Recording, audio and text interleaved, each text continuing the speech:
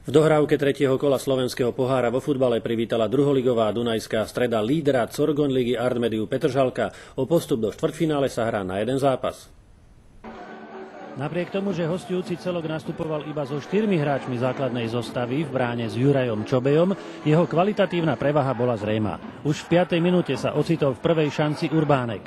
V 10. potom Pavol Ďurica spoza 16 takmer nachytal domáceho brankára Košovana. V dvoch nasledujúcich akciách bol rukopis Juraja Halenára, ktorý nastúpil s kapitánskou páskou. V prvom prípade strelil na Čičovského, ten už nestačil zareagovať, a v druhom jeho strelu Košovan vyrazil.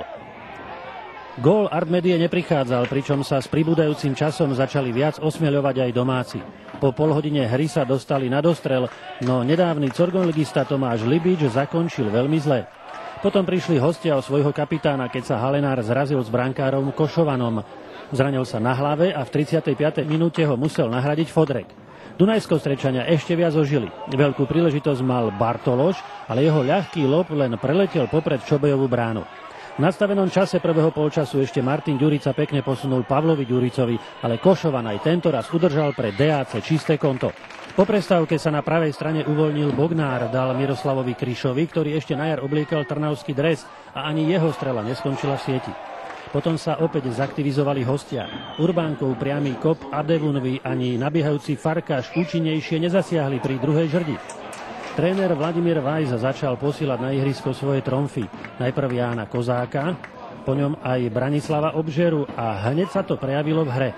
Po Kozákovom presnom centri mal gól na dosah práve čerstvý Obžera. V prvom prípade v tutovke, v druhom v 77. minúte, keď mu opäť poslal loptu Kozák už v ťažšej pozícii. Artmedia zatlačila súpera.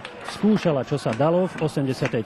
minúte zas Fodrekov center po nedorozumení domácich stopérov premárnil opäť Obžera. Po rohu Martina Ďuricu v drvivom závere hostí mohol ešte dať rozhodujúci gól do Soudil.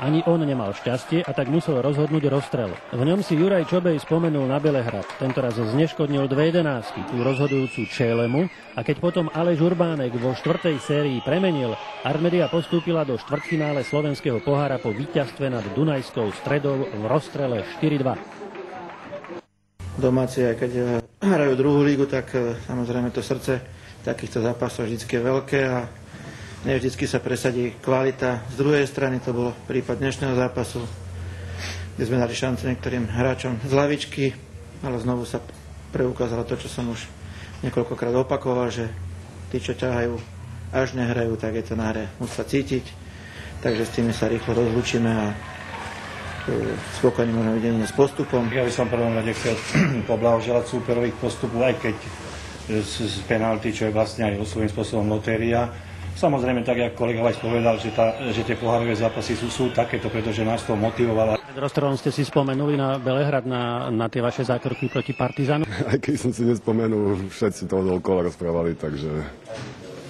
jasné. Tomu Čelemu ste ako vystihli tú jeho strelu? Odhadol som to, vybral som si stranu.